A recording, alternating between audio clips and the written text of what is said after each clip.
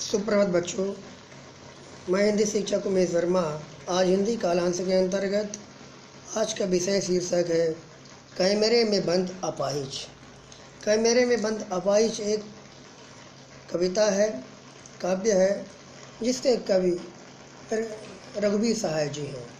बच्चों, इस कविता को पढ़ने से पहले हम थोड़ा कवि परिचय के बारे में जान लेते हैं, जो इस प्रकार से है। जैसे बच्चों, इनके जन्म की ओर अगर ध्यान दें तो ध्यान दीजिए, इनका जन्म जो है सन 1929 में लखनऊ उत्तर प्रदेश में हुआ। तो ये उत्तर प्रदेश के रहने वाले हैं, जिला लखनऊ और उत्तर प्रदेश राज्य, यानी उत्तर प्रदेश के रहने वाले ये कवि हैं जिनका जन्म लखनऊ में सन 1929 में हुआ। ठीक है। इनकी प्रमुख रचनाएं जो है द्वारा संपादित दूसरा सप्ताह 1951 में आरंभिक कविताएं, महत्वपूर्ण काव्य संकलन सीढ़ियों पर धूप में। ध्यान दीजिएगा, ये दूसरे सप्तक के प्रकाशक हैं। ठीक है। और इनकी जो रचनाएं हैं सीढ़ियों पर धूप में। ध्यान दीजिएगा, सीढ़ियों पर धूप में, आत्महत्या के विरुद्ध, हंसो हंसो जल्दी हंसो। कब? ठीक है बच्चों, ध्यान दीजिए, सीढ़ियों पर धूप में, सीढ़ियों पर धूप में, आत्महत्या के विरुद्ध, ठीक है, और हंसो हंसो जल्दी हंसो, ये इनकी कविताएं हैं। ठीक है बच्चों, इन्होंने पत्रकारिता के क्षेत्र में भी अगर ध्यान दें तो ऑल इंडिया रेडियो हिंदी समाचार विभाग से संबंध रहे। ठीक है। और फिर हैदराबाद से निकलने वाली पत्रिका कल्पना पत्रिका कहाँ से निकलती थी? हैदराबाद से। ठीक है। तो हैदराबाद से जो कल्पना पत्रिका निकलती थी, है ना, और उस पत्रिका से जुड़े रहे, इन्होंने प्रकाशन किया। और उसके बाद दैनिक नवभारत, टाइम तथा दिनबंधु से संबंध रहे, और नवभारत समाचार पत्र, दिनमान पत्रिका, इन सब से इनका पूर्ण संबंध था, जुड़े हुए थे। ठीक है बच्चों, सम्मान की ओर ध्यान दीजिए।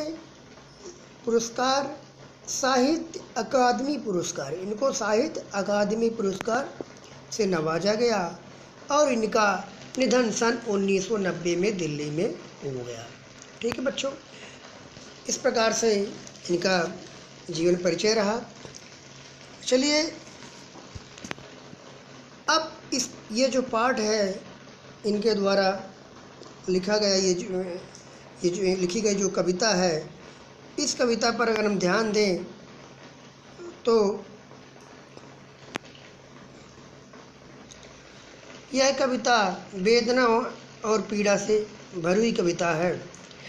बच्चों, ये जो काव्य है, कविता है, इस कविता के जो प्रसंग है उस प्रसंग की ओर अगर हम ध्यान दें तो आइए, जो इस प्रकार है, यहाँ से पढ़ते हैं।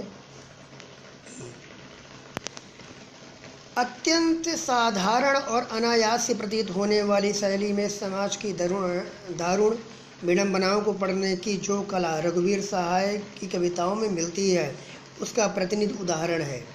ध्यान दीजिएगा,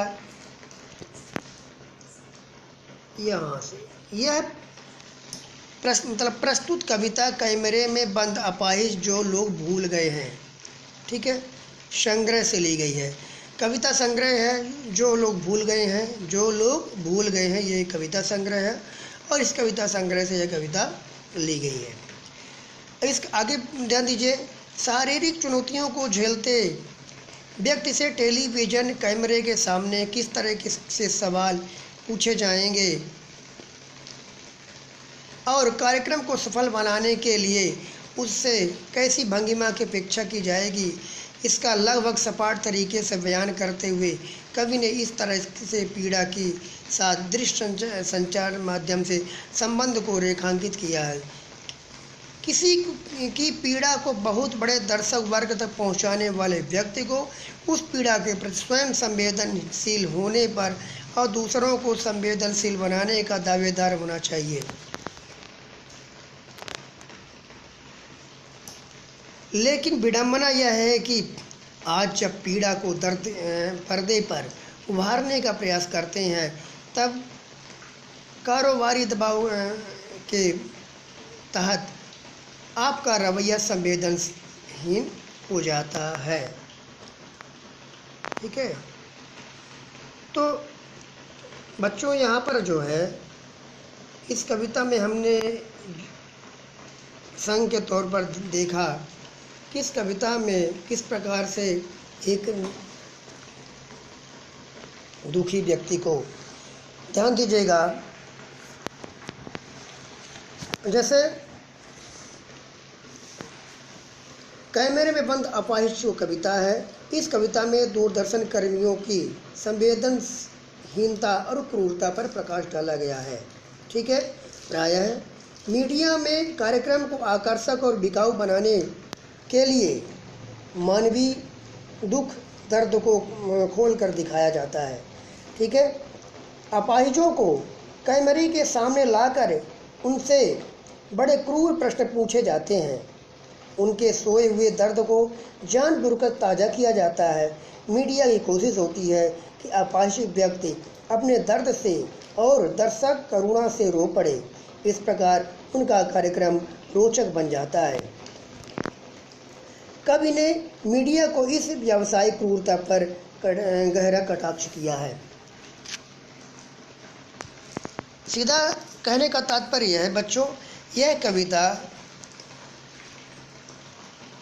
यानी इस कविता में कवि रघुवीर सहाय ने, ठीक है, एक निर्बल, कमज़ोर, अपंग, अपाहिज व्यक्ति को ला करके कैमरे के सामने बैठा दिया जाता है और उससे उसके साथ कार्यक्रम का संचालक बड़ी निर्दयी और क्रूरता के साथ उसके दुख और वेदना को जगाने का प्रयास करता है कि वह उस वेदना से दुखी होकर रो पड़े, उस दुख से दुखी होकर के रो पड़े, ताकि जो दुनिया या लोग उसके कार्यक्रम को देख रहे हैं और उस कार्यक्रम को देख करके वो भी दुखी हो जाए, वो भी रो पड़े, और इस प्रकार से हमारा जो कार्यक्रम है वो सफल हो जाएगा। यानी इस प्रकार से कार्यक्रम का संचालक अपने कार्यक्रम को सफल बनाने के लिए, उसको बिकाऊ बनाने के लिए, उसको आकर्षक बनाने के लिए किस प्रकार से निर्दयी और क्रूरता के साथ उस व्यक्ति से प्रश्न करता है, पूछता है। तो ये इस प्रकार से इस कविता का प्रसंग है बच्चों। अब आगे हम पढ़ेंगे इस कविता का जो सार है, कविता की जो व्याख्या है, हम उस पर ध्यान देते हैं। कैमरे में बंद अपाहिज। चलिए ध्यान दीजिए बच्चों।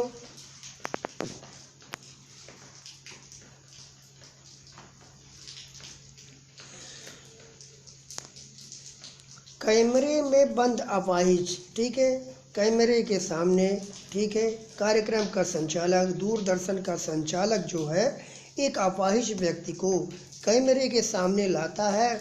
इस है ना, वही है कैमरे में बंद अपाहिज। ठीक है, ध्यान दीजिएगा। पढ़ते हैं। हम दूरदर्शन पर बोलेंगे, हम समर्थ शक्तिवान, हम एक दुर्बल को लाएंगे एक बंद कमरे में। ठीक है, हम दूरदर्शन पर बोलेंगे। ध्यान दीजिएगा, यहाँ पर क्या है कि जो कवि है, कवि ये कहता है, अपने आप को स्वयं बता रहा कि हम दूरदर्शन पर बोलेंगे, हम समर्थ शक्तिवान, अपने आप को बताता हुआ कि मैं समर्थ हूँ। ठीक है, हम शक्तिवान, हम में वह ताकत है, वह क्षमता है, हम समर्थ हैं। किस लिए हम दूरदर्शन पर बोलेंगे?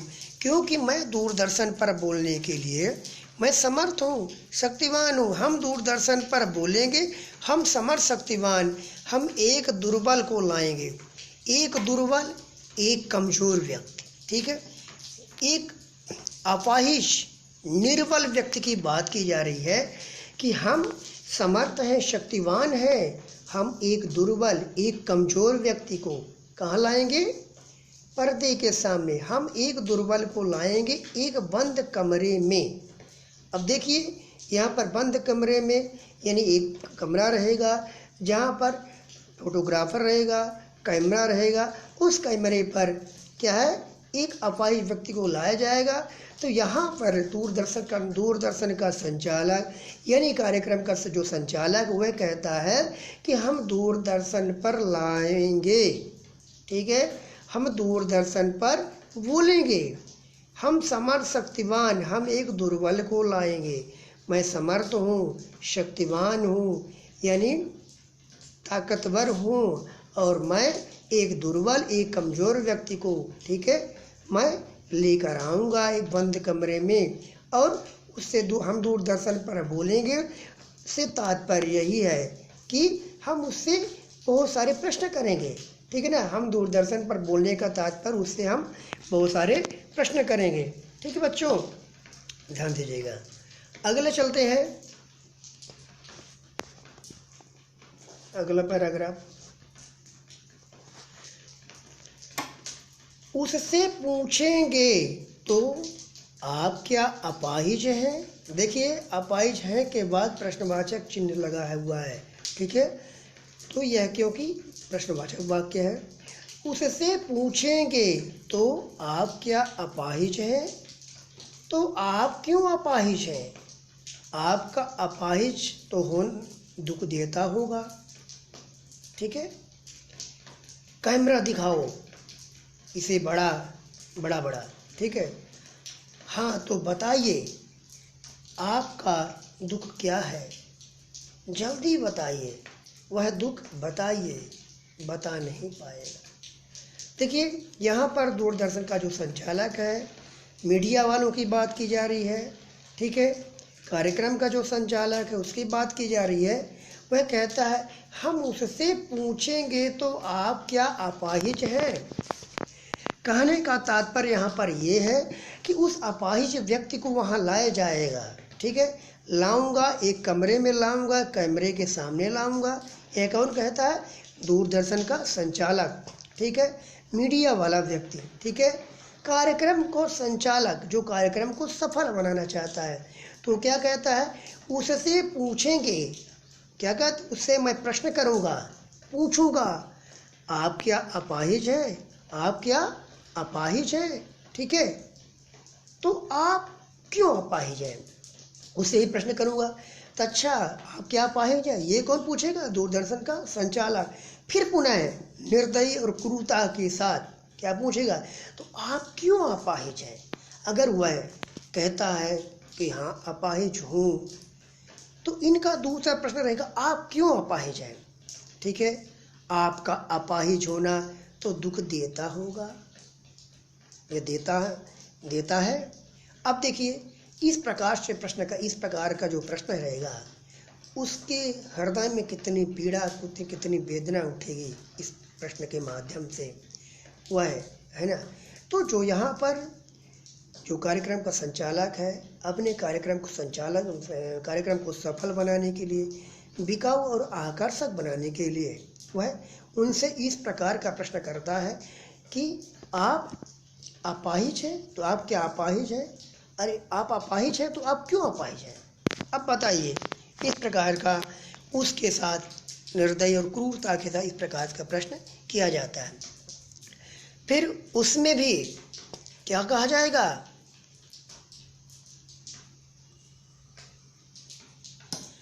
कैमरा दिखाओ, इसे बड़ा यानी जूम करके, है ना, कैमरे उसके चेहरे को बड़ा किया जाएगा। कैमरा दिखाओ इससे बड़ा यानी बड़ा का तात्पर्य उसके चेहरे को पूर्ण रूप से पूरा चेहरे पर ध्यान केंद्रित करने के लिए लोगों का, है ना।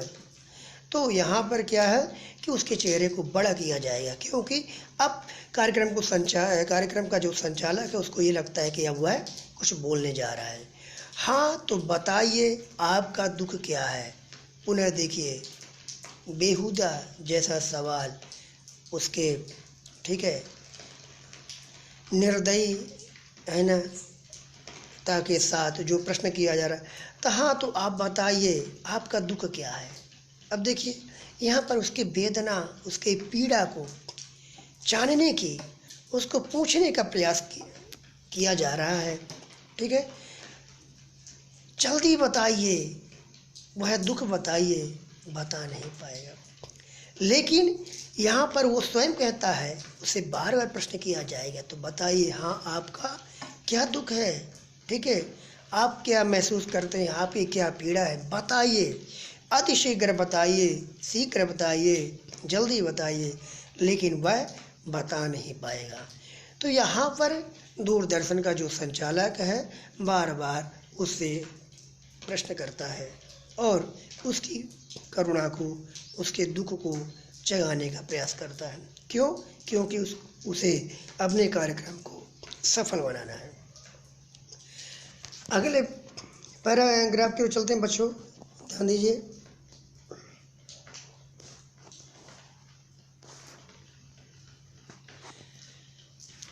ध्यान देखिए, सोचिए, बताइए आपका अपाहिज होकर कैसा लगता है। ये बेहुदा सवाल है। ध्यान दीजिए, सोचिए, बताइए। आप सोचिए, अब उसको विचार करने के लिए कहा जाता है। आप विचार करिए, थोड़ा चिंतन करिए अपने दुख के बारे में, उसको जब है ना जानने का प्रयास करिए और उस पीड़ा को यहाँ व्यक्त कीजिए। तो सोचिए, बताइए, आप थोड़ा सोचिए, ठीक है, विचार कीजिए, ठीक है, और बताइए आप क्या कहना चाहते हो उसके बारे में। आपको अपाहिज होकर कैसा लगता है। अब देखिए, ये कोई प्रश्न है कि आपको अपाहिज होकर कैसा लगता है। एक तो वह अपाहिज है, दुख और वेदना से स्वयं पीड़ित है, लेकिन फिर भी उसके साथ ऐसा व्यवहार किया जाता है और इस प्रकार का उससे प्रश्न पूछा जाता है कि आपका अपाहिज होना कैसा लगता है। यानी देखिए, यहाँ उसके दुख और पीड़ा को जगाने का प्रयास किया जा रहा है। वह इस प्रकार के प्रश्नों को सुन करके खुद ही और दुखी हो जाएगा, है ना, और वह कुछ न कुछ बोलने का प्रयास करेगा। तो कहने का तात्पर्य, इस तरह के प्रश्न उससे किए जाते हैं ताकि वह कुछ न कुछ बोले और बताए। ध्यान दीजिए,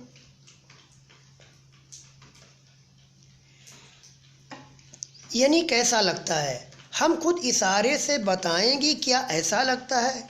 और जब वह नहीं बोलेगा, कुछ नहीं बताएगा, सिर्फ विचार करता रह जाएगा, तो वहाँ पर कार्यक्रम का संचालक कुछ इशारा करते हुए कि बताइए क्या ऐसा लगता है। ठीक है, तो कहने का तात्पर्य यहाँ पर स्वयं उसको इतना, है ना, उसको इतना उसे प्रताड़ित किया जा रहा है ना, इतना उसे कष्ट दिया जा रहा है, उससे इस प्रकार के प्रश्न किए जा रहे हैं ताकि वह इस प्रश्नों से, है ना, को सुन करके वह कुछ न कुछ बोल पाए।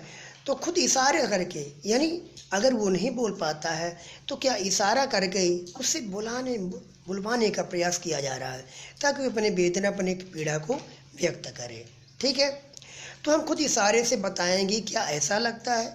यहाँ पर कार्यक्रम का संचालक स्वयं इशारा करके उससे, है ना, पूछने का प्रयास कर रहा है, बताने का प्रयास कर रहा है। थोड़ी कोशिश करिए, यह अवसर खो देंगे।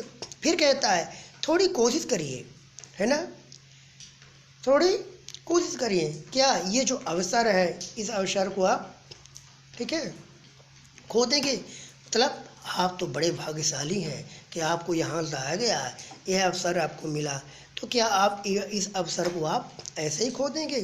ठीक है, आप जानते हैं कि कार्यक्रम को रोचक बनाने के वास्ते, है ना।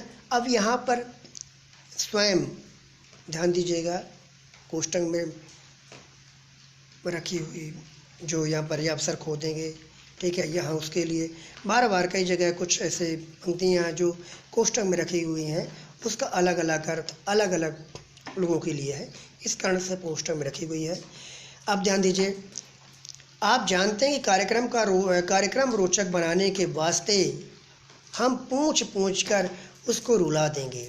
अब यह कार्यक्रम का संचालक स्वयं अपने लिए ये कह बता रहा है, लोगों से कह रहा है कि हम कार्यक्रम को सफल बनाने के लिए, उसको आकर्षक बनाने के लिए, उसको बिकाऊ बनाने के लिए, उसको उससे इस प्रकार से प्रश्न हम पूछ पूछ कर रुला देंगे। ऐसे प्रश्न पूछेंगे, इस तरह के क्रूरता, निर्दयी, दुख और वेदना भरे प्रश्न पूछेंगे कि उन प्रश्नों को सुन करके वह स्वयं रो पड़ेगा। इंतज़ार करते हैं कि आप भी उसके रो पड़ने का, यानी हम पूछ पूछ कर उसको रुला देंगे और इंतज़ार करते हैं आप भी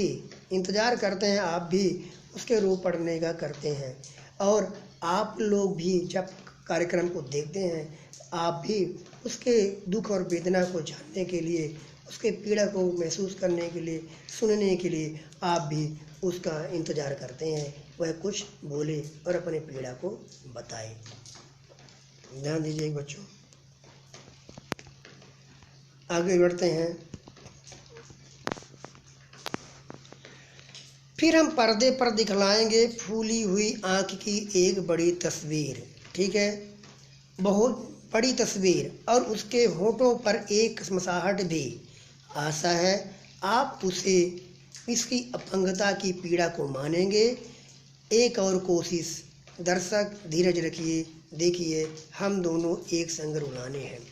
अब देखिए कार्यक्रम का संचालक क्या कहता है, फिर हम पर्दे पर दिखलाएंगे, चूँकि पर्दे के सामने उस व्यक्ति को रखा गया है, अपाहिज को, है ना। फूली हुई आँख की एक बड़ी तस्वीर, फूली हुई आँख से मतलब दुख और वेदना से, पीड़ा से भरी हुई उसकी आँखें, ठीक है, अश्रुधारा, उसके दुख को जो आँखों से दिखाई दे रही, आँखों में दिखाई दे रही है, उसकी वेदना, उसकी पीड़ा। तो फूली हुई आँख की एक बड़ी तस्वीर, ठीक है, और बहुत बड़ी तस्वीर, यानी उसके चेहरे को बड़ा किया जाएगा, उसके दुख और पीड़ा को, जो उसकी आंखों से दिखाई दे रही पीड़ा है, जो दुख है, उसको व्यक्त करने का, उससे बुलवाने का प्रयास किया जा रहा है, ठीक है। तो बहुत बड़ी तस्वीर और एक बड़ा सा उसका चेहरा दिखाते हुए, और उसके होठों पर एक कसमसाहट भी, उसके होठों की बात की जा रही, उसके मुख में, उसके होठों में क्या है, कसमसाहट मतलब छटपटाहट, जो उसके हृदय में जो व्याकुलता है, जो छटपटाहट है, जो पीड़ा है, उसके कारण आशा है आप उसे उसकी अपंगता की पीड़ा को मानेंगे।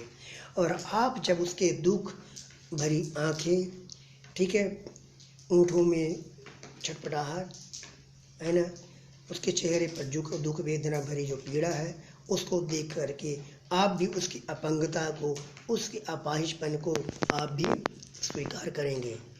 एक और कोशिश, दर्शक धीरज रखिए, हम दोनों एक संग रुलाने वाले हैं।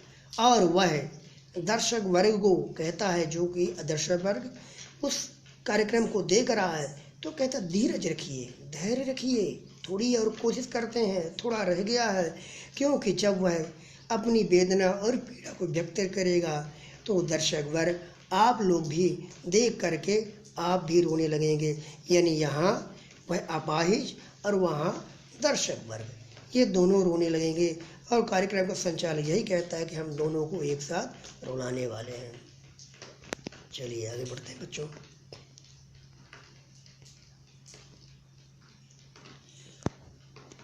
यहाँ ध्यान दीजिए, कैमरे के माध्यम से एक अपाहिज व्यक्ति को देखिए, है ना, कुर्सी में बैठाया गया है और कार्यक्रम का संचालक किस प्रकार से प्रश्न कर रहा है, यह इस फोटो के माध्यम से, इस इमेज के माध्यम से कैमरे में दिखाई दे रहा है। ठीक है बच्चों, चलिए आगे जो थोड़ी कविता और रह गई है, उस कविता की ओर ध्यान देते हैं।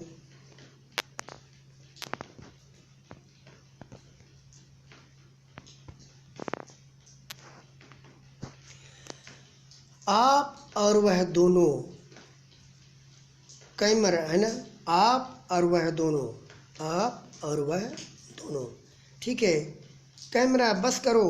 ठीक है, ध्यान दीजिए, यहाँ पर क्या है, आप और वह दोनों, है ना, कैमरा बंद करो, है ना, बस करो, नहीं हुआ रहने दो।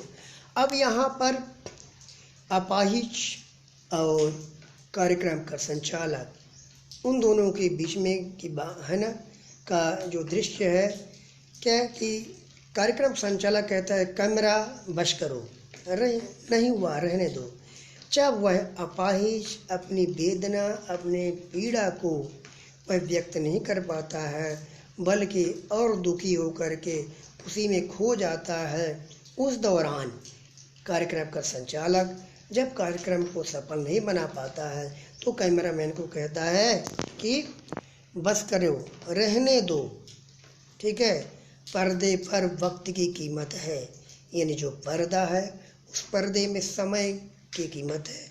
समय अत्यंत महत्वपूर्ण है, समय नहीं गंवाना है ना, और बहुत सारे कार्यक्रम करना है। ठीक है, तो जब कार्यक्रम सफल नहीं हो पाता है, वह अपाहिज अपनी पीड़ा को व्यक्त नहीं कर पाता है, वह बोलता नहीं है, उस दौरान कार्यक्रम जो संचालक है अपने कार्यक्रम को सफल नहीं बना पाता है, तो कैमरेमैन को रहने दो बस, है ना, कह करके और समय की कीमत, उसके महत्व को बताते हुए वह यहाँ पर उस कार्यक्रम को समाप्त करता है और कहता है कि मुस्कुरा करके, ध्यान दीजिएगा, अब हम मुस्कुरा कर, है ना, मुस्कुराएंगे हम। कौन? कार्यक्रम का संचालक। किसके सामने? दर्शक वर्ग के सामने, लोगों के सामने। क्या कहेगा? आप देख रहे थे सामाजिक उद्देश्य से युक्त कार्यक्रम।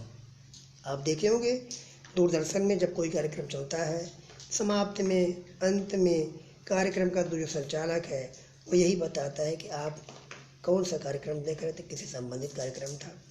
तो यहाँ पर वह भी मुस्कुरा करके क्या कहेगा?